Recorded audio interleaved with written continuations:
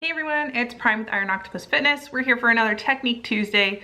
Today is specifically going to talk about exercises that you can use to get better at force absorption and transfer.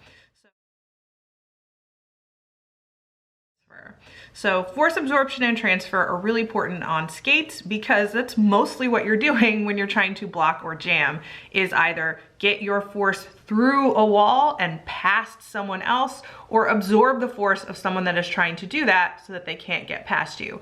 It is actually really important for your body to understand the physics of absorbing force using exercises off skates so that you can do it on skates. So I'm going to talk about some of those exercises today. So you're probably going to notice as I walk you through some of these exercises that I am not wearing shoes, and that's kind of on purpose. So a lot of shoes that we wear when we're doing exercises like the ones I'm going to show you are shoes that absorb force, like tennis shoes. So if you can, you want to do these exercises barefoot or in a shoe that mimics the way your skate feels. So oftentimes those are thinner, flatter soled shoes so that you are feeling what it feels like to absorb force into something that isn't absorbing force for you, like your skate. So the exercise I'm going to mostly walk you through today is something called the drop squat, and it's kind of exactly what it sounds like. So you start in a regular standing position and you're going to pull yourself down into a squat as quickly as you can. So you're going to raise all the way up onto your toes, bring your arms up if you can, and then you're going to kind of,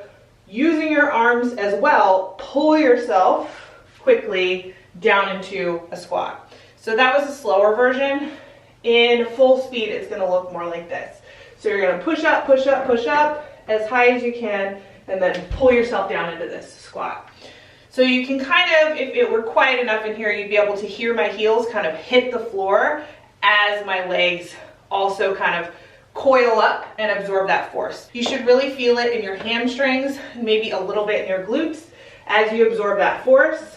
So come up, really pull it down hard into this position. So it's not a normal squat.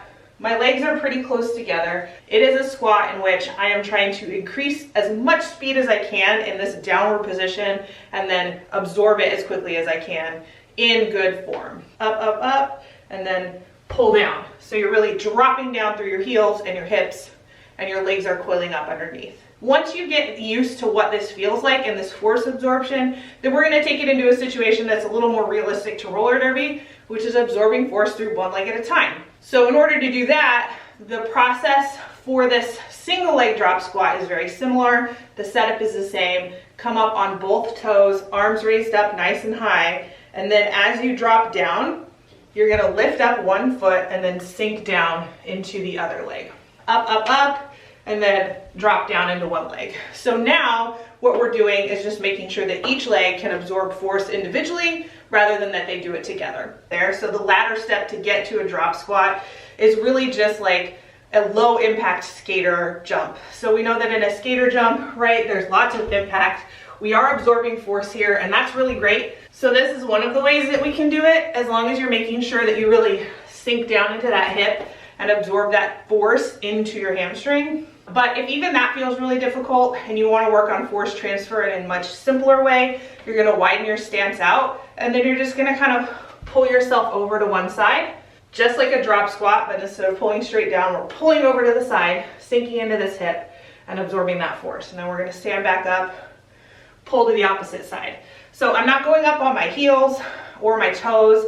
I'm not dropping down on my heels. I'm not creating any force through my feet. This is really low impact, but I am pulling myself over to that side, pulling myself over and down, and forcing my hamstring to kind of catch me and absorb that force. So there you have it, a couple of really basic, simple force absorption exercises that you can start practicing and adding into your warm-up or the beginning of your training day so that your body gets used to what it's supposed to do when force comes through, whether